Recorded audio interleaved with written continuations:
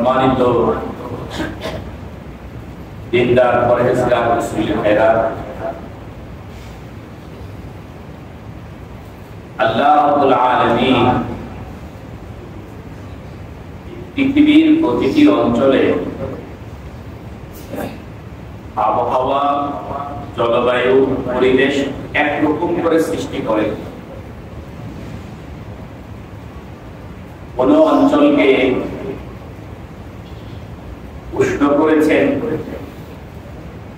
কোন অঞ্চলকে শীত প্রদান করেছেন, আবার কোন কোন অঞ্চলকে নাতিশীতোষ্ণ করেছেন। বেশি গরমও নয়, বেশি ঠান্ডাও। যে অঞ্চলকে যেভাবে সৃষ্টি করেছেন, সেই অঞ্চলে যাদেরকে আল্লাহ পাক রব্বুল আলামিন প্রেরণ করেছেন, পাঠিয়েছেন, সেই অঞ্চলের মানুষ, পশু পাখি, জীবজন্তু ওই পরিবেশের সাথে খাপ খেয়ে আল্লাহ পাক রব্বুল আলামিন সৃষ্টি করেছেন।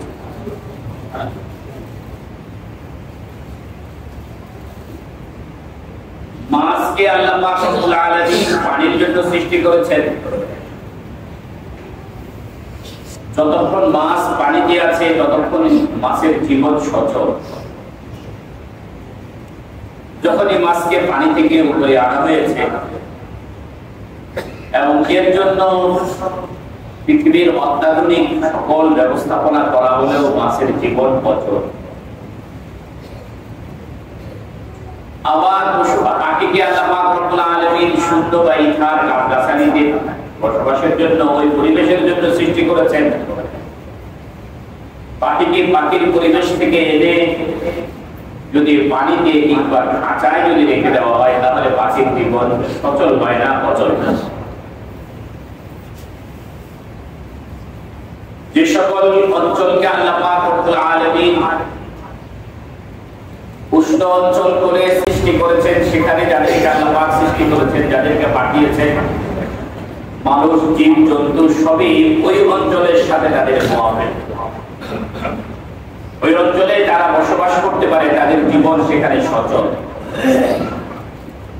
সেখান থেকে নিয়ে যদি শীত প্রধান দেশে যদি তাদেরকে ছেড়ে দেওয়া হয়, তাহলে তাদের জীবন সেখানে অচল। এক কথায় এই পৃথিবীর পরিবেশের সাথে মিল রেখে আল্লাহ পাক রব্বুল আলামিন প্রত্যেকটা পরিবেশের জন্য মানুষ এবং জীবজন্তু সৃষ্টি করেছেন। এই যেই পরিবেশটাকে আল্লাহ পাক সৃষ্টি করেছেন, সেই পরিবেশের ব্যতিক্রম পরিবেশ যখন তৈরি হয়ে যায়, তখন মানুষের জীবন ওষ্ঠাগত হয়ে যায়, পশু পাখির জীবন তখন ওষ্ঠাগত হয়ে যায়। আমরা এই বাংলাদেশের মানুষ বেশি গরমের সাথেও পরিচিত নয়, বেশি শীতের সাথেও পরিচিত নয়, অথচ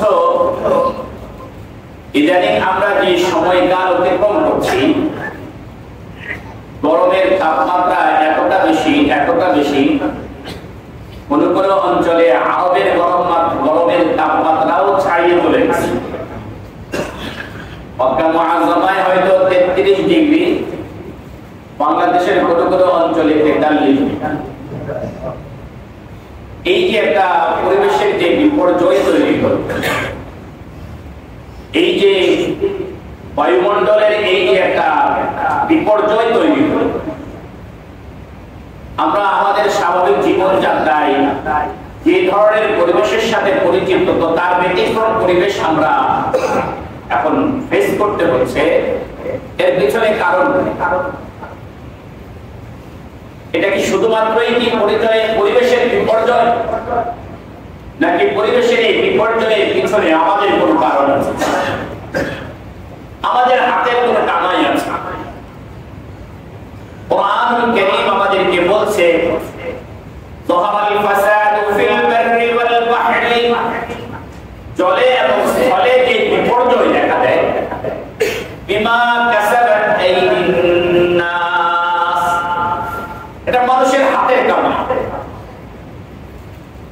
তাহলে এই আয়াতের আলোকে আমরা এটা বলতে পারি আজকে এই যে প্রচন্ড তাপদাহ এটা আমাদের হাতের বলে, এটা আমাদের হাতের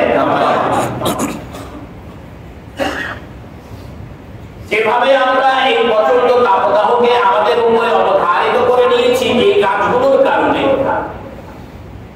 যতক্ষণ পর্যন্ত ওই গাছগুলোকে আমরা বর্জন না করব ততক্ষণ পর্যন্ত আমরা এই পরিবেশ থেকে, এই বিরূপ পরিবেশ থেকে আমরা পরিত্রাণ পাব না। আমাদের এই হাতের কামাইগুলো তো এরকম, একটা কামাই যেটা আমাদের ধর্ম, কর্ম এবং আমাদের ঈমান ও আমলের সাথে সম্পর্কিত। আরেকটা হাতের কামাই আছে যার সাথে ঈমান ও আমলের কোনো সম্পর্ক তো সরাসরি নেই, কিন্তু আল্লাহ পাক রব্বুল আলামিনের পৃথিবীর সৃষ্টির যে নিজাম চালু করেছেন, এই পৃথিবীর পরিচালনার জন্য আল্লাহ পাক রব্বুল আলামিনের যে বিধিবিধান আছে সেটাকে আমরা লক্ষ্য করছি। সূরা আর-রহমানের মধ্যে আল্লাহ পাক রব্বুল আলামিন বলেন, আল্লাহ তাতগাউ ফিল মিজান, আমি এই সৃষ্টি জগতে যে ব্যালেন্স তৈরি করে দিয়েছি, এই ব্যালেন্সকে, এই মিজানকে, এই পরিমাপকে তোমরা অতিক্রম করো না। আজকে আমরা আমাদের জাগতিক জীবনের সুখ, সমৃদ্ধি, আরাম, আয়েশ ও ভোগবিলাসের জন্য এই পৃথিবীর পরিবেশ যাতে ঠিক অবস্থায় থাকে, এর ব্যতিক্রম কাজগুলো আমরা দিন দিন করে যাচ্ছি। পত্রিকার এক রিপোর্টে দেখলাম ঢাকা শহরের তাপমাত্রা বেড়ে যাওয়ার জন্য আলিশান বিল্ডিং যেগুলো গ্লাস নির্মিত সেগুলো দায়ী। এটাও আমাদের হাতের কামাই, পরিবেশের বিপর্যয় আমরা তৈরি করেছি। গাছগাছালি আমাদের পরিবেশকে ব্যালেন্সপূর্ণ রাখার জন্য খুব অবদান রাখে। আমরা আমাদের হাতের কামাই এই গাছগাছালিগুলোকে অন্যায়ভাবে কি করছি? বরং রাসূল কারীম সাল্লাল্লাহু আলাইহি ওয়াসাল্লামের একটা হাদিস শুনেন। নবীজি সাল্লাল্লাহু আলাইহি ওয়াসাল্লাম বলেন, তুমি যদি দেখো একদিকে ইসরাফিল আলাইহিস সালামের শিংরা চলছে, কিয়ামতের মহাপ্রলয় শুরু হয়ে গিয়েছে, এখনো তোমার হোশ বাকি আছে, আর তোমার হাতে একটা গাছের চারা আছে।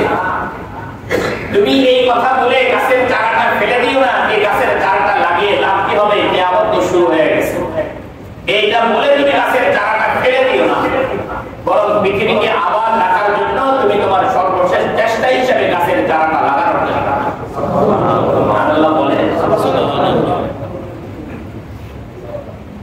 আমরা আমাদের এই পরিবেশের ব্যালেন্স রক্ষা করার জন্য কতটা করছি। আজকে আমাদের আয়েশে জীবন যাপনের একটা অনুষঙ্গ হলো গাড়ি, কলকারখানার ধোঁয়া।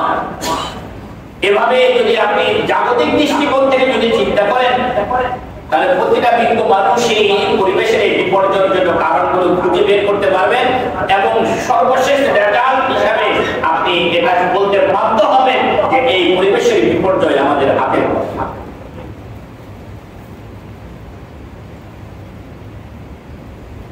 জাগতিক দিকে বিভিন্ন কারণ নিয়ে আলোচনা করা আমার আজকের টপিক। আজকে আমরা জাগতিক দিকের বাইরেও আমাদের জীবনের কিছু কাজ এমন আছে, আমাদের কিছু কর্ম এমন আছে যে কর্মের কারণে আজকে পরিবেশের বিপর্যয় তৈরি হয়েছে, আসমান তার পানি বর্ষণ করা বন্ধ করে দিয়েছে। এই আমাদের কর্মগুলোর একটা বড় কর্ম হলো আমাদের গুনাহ। বলেন কি? আমাদের গুনাহ। গুনাহের কারণে এই পরিবেশের এই বিপর্যয় তৈরি হয়েছে। এই কথাটা প্রত্যেক ঈমানদার স্বীকার করতেই হবে, স্বীকার না করে কোনো উপায় নেই।